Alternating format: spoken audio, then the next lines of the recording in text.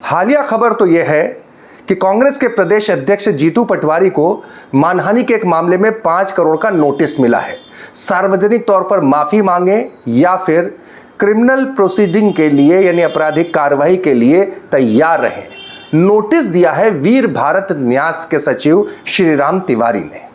Notice किस मामले में? उसी मामले में जिस मामले में दिल्ली में प्रेस कॉन्फ्रेंस में जीतू पटवारी ने यह कहा था कि मोहन के राम जी कौन है जिनके ट्रस्ट को 500 करोड़ की जमीन 1 रुपए में दे दी गई। जी हां, वही श्रीराम तिवारी। कौन श्रीराम तिवारी? वही श्रीराम तिवारी जिनके मसले पर जीतू पटवारी के इस आरोप के बाद कोई और नहीं बल्कि उनकी ही पार्टी के पूर्व मुख्यमंत्री दिग्विजय सिंह सबसे पहले सफाई देने पर आ गए।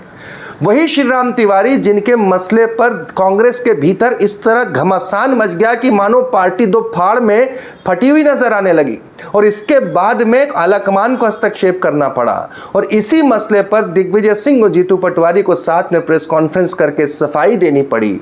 वही मसला, उसी मसले पर श्रीराम तिवारी जो कि वीर भारत न्यास के सचिव हैं, उन्होंने जीतू पटवारी को 5 करोड़ की मानहानि का नोटिस दिया है। जीतू पटवारी को तो आप जानते हैं, दिग्विजय सिंह को भी आप जानते हैं, लेकिन सवाल आपके जहन में उठ रहा होगा कि आखिर कौन है श्रीराम तिवारी जिनके मसले के ऊपर कांग्रेस की दो फाड़ होने की नौबत आ गई। जिस मसले के ऊपर जीतू पटवारी, कौन है श्रीराम तिवारी जिनके मामले में जीतू पटवारी इस तरह से आरोप लगा रहे हैं? और कौन है श्रीराम तिवारी जिन्होंने जीतू पटवारी को मानहानि का 5 करोड़ का नोटिस थमा दिया है? नमस्कार, मैं हूं भुवनेश सेंगर। वीडियो के अंत तक बने रहेंगे आप, मुझे यकीन है, क्योंकि आप भी जानना तो चाहेंगे कि आखिर कौन है श्रीराम तिवारी।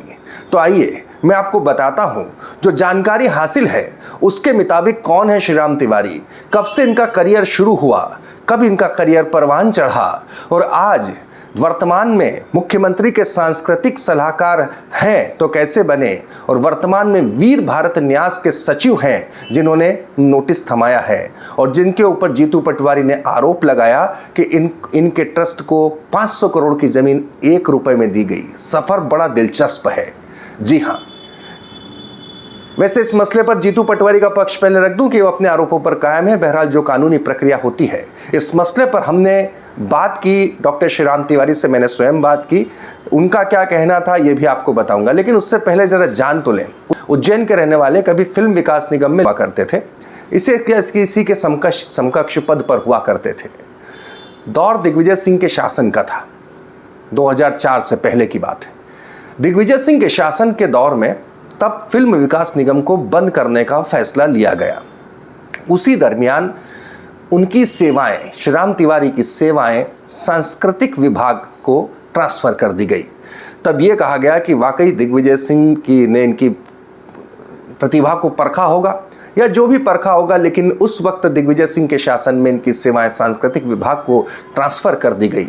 सांस्कृतिक विभाग में उनकी कार्य की चमक बढ़ती गई और सांस्कृतिक विभाग में जब दिग्विजय सिंह का शासन था तब श्रीराम तिवारी का रसूख बढ़ता गया।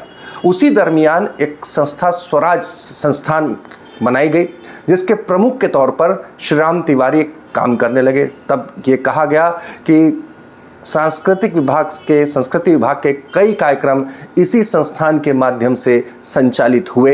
रुतबा बढ़ता गया, रुतबा इस कदर बढ़ता गया दिग्विजय शासन में कि संस्कृति विभाग के और श्रीराम तिवारी एक दूसरे के पर्याय बन गए।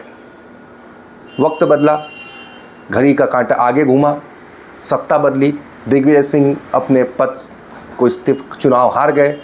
2004 की बात है। 2004 में चुनाव हारने के बाद मुख्यमंत्रियों के बदलने का एक दौर रहा।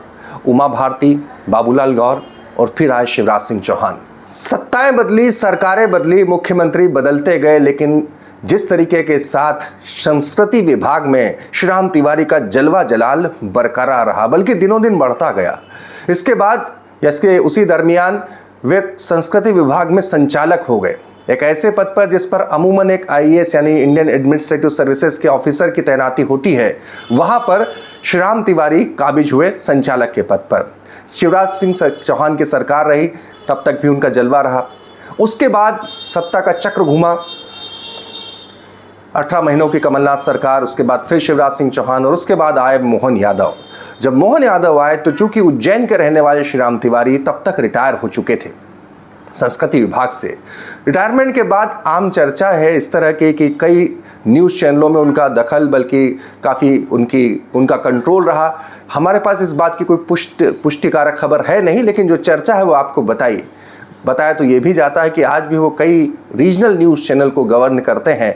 बहरहाल इन बातों की पुष्टि हमारे पास नहीं, लेकिन जो पुष्टि है वो ये है कि मुख्यमंत्री मोहन यादव के बनते के साथ ही श्री राम तिवारी एक बार फिर से उस केंद्र में आ गए, क्या कहते हैं, उस विभाग के केंद्र में आ गए और उसी के साथ उनकी नियुक्ति हुई मुख्यमंत्री के सांस्कृतिक सलाहकार के तौर पर।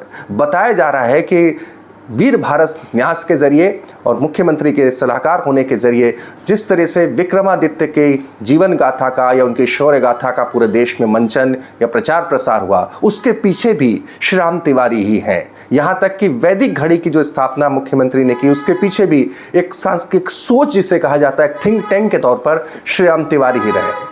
तो जिस तरीके के साथ सत्ताएं आई, सत्ताएं गई, मुख्यमंत्री आए, मुख्यमंत्री बदले, लेकिन श्री राम तिवारी का रसूख का तो आपने अंदाजा लगा ही लिया होगा कि जिस तरह से उनके ऊपर लगे आरोपों पर कांग्रेस ही भिड़ गई, बाकी को तो आवश्यकता ही नहीं। उसी मसले पर फिर से खबर की शुरुआत जहां से हुई थी वही लिए चलता हूं कि 5 करोड़ की मानहानि का नोटिस दिया है। बड़ी अजीब चीज़ें होती हैं, कुछ चीज़ें मैनेजमेंट कॉलेज में नहीं पढ़ाई जा सकती, दुनिया के किसी स्कूल में नहीं पढ़ाई जा सकती कि सत्ता के संतुलन को साधा जाए तो कैसा जाए, कि सत्ता किसी भी दल की हो, मुख्यमंत्री कोई भी हो, लेकिन तूती हमारी ही बोले। आपको अभी तक मेरी सारी बात सुनकर लग गया होगा कि श्री राम तिवारी इसी के एक बड़े एग्जाम्पल हैं। आखिर आप क्या सोचते हैं इस पूरी खबर के बारे में? कमेंट करके हमें ज़रूर बताइए।